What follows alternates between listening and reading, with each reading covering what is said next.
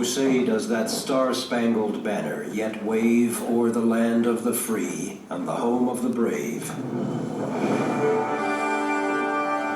Powerful words from our national anthem. They speak to our American identity and are woven into our national flag. Timeless words written by one man, Francis Scott Key, about one flag at one moment. September 14th, 1814, here at Fort McHenry. In 1812, the storm clouds of war had gathered over a young United States as the nation pitted itself once more against the might of the British Empire. For 2 years, the conflict wore on, from the British colonies of Canada to America's southern coast and out across the high seas. To draw off U.S. forces from Canada and damage America's economy and morale, the British Navy attacked and blockaded the nation's East Coast heartland. Up and down the Chesapeake Bay they raided, destroying towns and farms and spreading fear.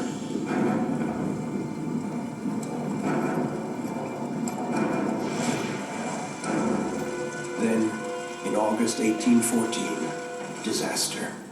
The invading British seized Washington, D.C., and burned the nation's capital.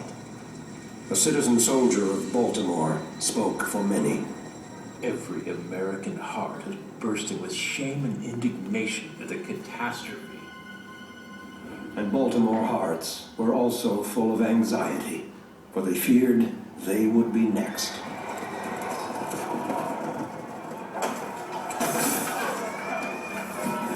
Citizens of Baltimore, take heed!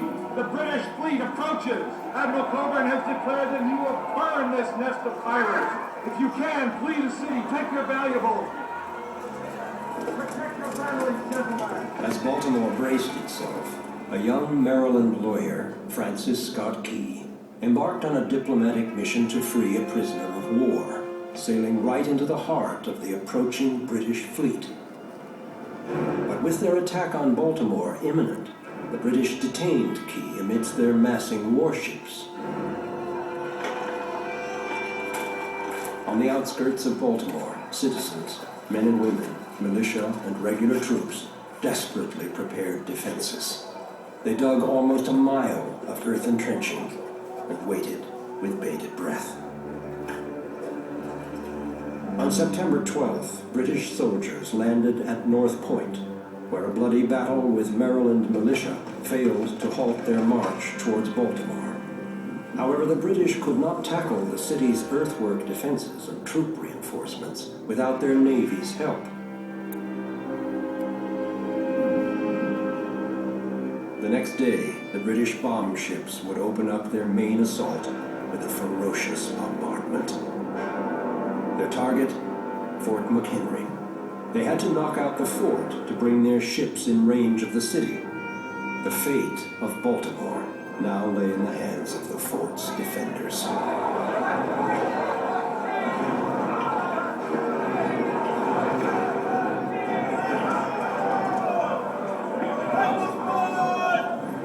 Move quickly now!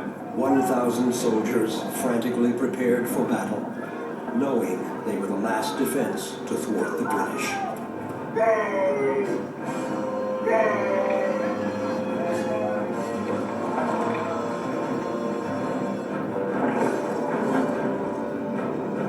With the enemy in their sights, the men awaited the inevitable, a bombardment from the world's most formidable navy.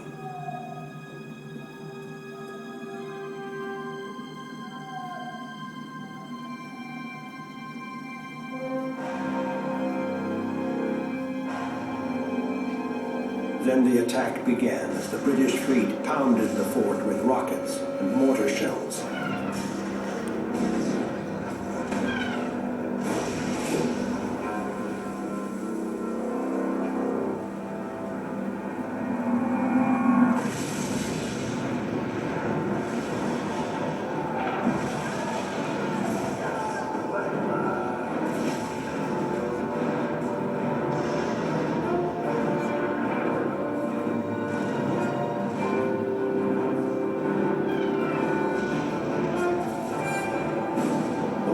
day turned into rain-soaked night.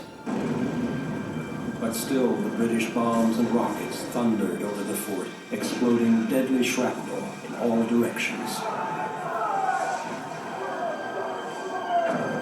The fort's defenders were, in the words of one citizen soldier, like pigeons tied by the legs to be shot at. The American artillery answered the British with desperate return fire.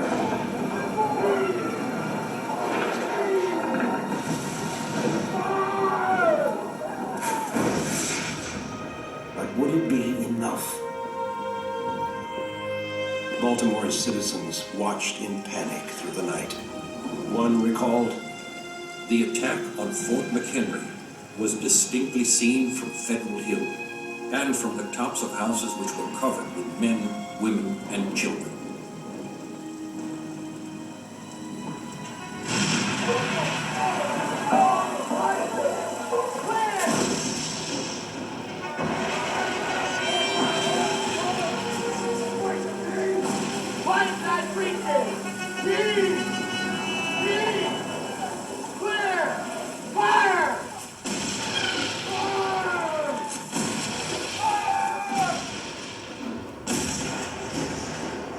Early next morning, September 14th, the British guns finally fell silent. A huge flag was raised above the fort, but whose? Through the long night, Francis Scott Key had been forced to watch the bombardment from among the enemy fleet. Not at all. Nothing. Now, he strained to see the flag in the dawn's early light.